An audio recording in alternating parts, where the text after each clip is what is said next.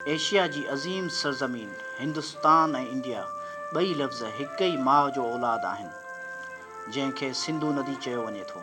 हिंदुस्तान हिन ख़िते जो तारीख़ी हवालो आहे जेको अॼु बि इस्तेमालु थींदो आहे, जंहिं जी तारीख़ ते हिकु नज़र विझूं था।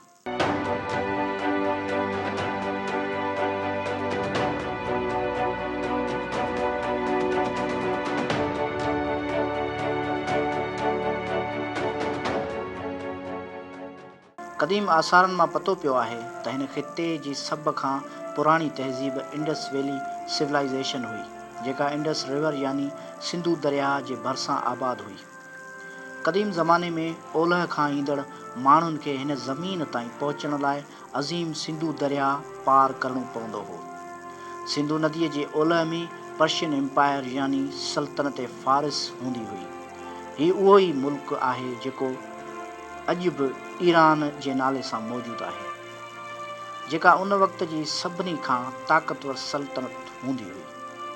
5वीं सदी क़ब्ल मसीह 5th सेंचुरी BC में पर्शियन एम्पायर तरफ़ां हिन ख़िते यानी एशिया ते हमिलो कयो वियो, जंहिंखां पोइ फ़ारिस जा माण्हू सिंधु नदी पार करे हिन ख़िते में अचणु शुरू थी विया। वाज़ह रहे त ईरानी ॿोलीअ में सीन जे आवाज़ खे हे जे लहजे में ॻाल्हायो वेंदो आहे। अहिड़ी रीति सिंधु नदीअ खे बि ईरानी ॿोलीअ में हिंदू नदी चवणु लॻा ऐं हिन तरफ़ यानी ओभर तरफ़ रहंदड़ माण्हुनि खे ओलह जे फ़ारसी माण्हुनि सिंधु बदिरां हिंदू चवणु शुरू करे छॾियो। इन मां वाज़ह थिए थो त हिंदू लफ़्ज़ मज़हब बदिरां सिंधु दरिया जे ओभर तरफ़ रहंदड़ माण्हुनि लाइ ऐं जाग्राफ़ियाई लिहाज़ सां इस्तेमालु थींदो हो। पर्शियन एम्पायर जे ताक़तवर हुजण करे सिंधु दरिया जे ओभर तरफ़ मौजूदु सॼो इलाइक़ो सिंधुस्तान बदिरां हिंदुस्तान सॾजणु शुरू थी वियो। ईरानी यानी फ़ारसी ॿोलीअ में सितान जी माना जॻह आहे। अहिड़ी रीति सिंधु दरिया जे हिन पार जे इलाइक़े खे हिंदुनि जी रहण वारी जॻह यानी हिंदुस्तान चयो वेंदो हो। हिन ख़िते जो ॿियो नालो इंडिया आहे। इंडिया लफ़्ज़ बि हज़ारें सालनि खां वरितो वञे थो, जेको क़दीम यूनानी बाशिंदनि ॾिनो हो।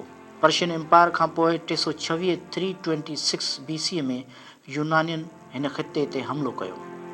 यूनानियुनि 2500 वरह पहिरियां फ़ारसियुनि खां हिंद जे नाले सां हिकु इलाइक़े जो ज़िक्र ॿुधो हो ऐं क़दीम यूनानी ॿोलीअ में वरी हे खे आय जे लहजे में चयो वेंदो हो। उन्हनि वरी हिंदूअ खे इंदू चवणु शुरू कयो। 3वीं सदी क़ब्ल मसीह यानी 3rd सेंचुरी BC में जॾहिं सिकंदर यूनानी, जंहिंखे सिकंदर आज़म चयो वञे थो, हिन ख़िते ते हमिलो कयो, जेके सिंधु नदी पार करे हिते पहुता हुआ, उन्हनि वरी हिन इलाइक़े खे इंदू जे नाले सां सॾणु ऐं लिखणु शुरू कयो। अहिड़ी रीति फ़ारसियुनि सिंधु लफ़्ज़ खे बिगाड़े हिंदू कयो ऐं यूनानियुनि वरी हिंदू लफ़्ज़ खे बिगाड़े इंदू कयो। जॾहिं त अंग्रेज़ जेके ग्रीक सिविलाइज़ेशन जे वधीक वेझो हुआ, उहे वरी इंद बदिरां इंडिया चवणु लॻा। सिंधु दरिया जे ओभर में मौजूदु सभ खां वॾे मुल्क जो टियों नालो भारत मशहूरु आहे। उन बाबति चयो वञे थो त भारत हिकु क़ौम हुई जंहिं जे हिकु राजा मौजूदा दौर जे Pakistan, Afghanistan, Bangladesh, Myanmar, Iran, Sri Lanka, China ऐं रूस जे कुझु इलाइक़नि ते हुकूमत कई। उन्हीअ खे समूरे नंढे खंड ऐं अॼोके दौर जी इंडिया जो पहिरियों फातिह बि सम्झियो वेंदो आहे। अहिड़ी रीति हिन सॼी सरज़मीन ते संदसि ई नालो भारतवर्ष रखियो वियो। संस्कृत ॿोलीअ में वर्ष जी माना ज़मीन जो हिकु हिसो, इलाइक़ो या मुल्क आहे। हिन वक़्तु ॾिठो वञे त 1947 ईस्वी में आज़ादु थियल हिकु वॾे मुल्क जे आइन में इंडिया ऐं भारत ॿिन्ही खे मुल्क जे नालनि तौरु लिखियो वियो आहे, यानी उन्हनि पंहिंजे मुल्क खे यूनानियुनि ऐं अंग्रेज़नि जी ॿोलीअ वारो लफ़्ज़ इंडिया ॾेई छॾियो, पर तारीख़ी लफ़्ज़ सिंध खे अहमियत न ॾिनी वई। जॾहिं त हिन तरफ़ वरी नओं नालो पाकिस्तान रखियो वियो। तारीख़ी तौरु अॼु बि वजूदु रखंदड़ सिंध ऐं सिंधु दरिया हज़ारें साल गुज़रण बावजूदु पंहिंजी जाइ ते क़ाइमु ऐं दाइमु आहिनि ऐं सिंधी हिन नाले ते फ़ख़ुरु महसूसु कनि था। पर जिन क़ौमुनि पंहिंजे माज़ीअ खे विसारे छॾियो आहे, उन्हनि यक़ीननि सिंध लफ़्ज़ सां ई न पर सिंधु दरिया सां बि वफ़ा न कई।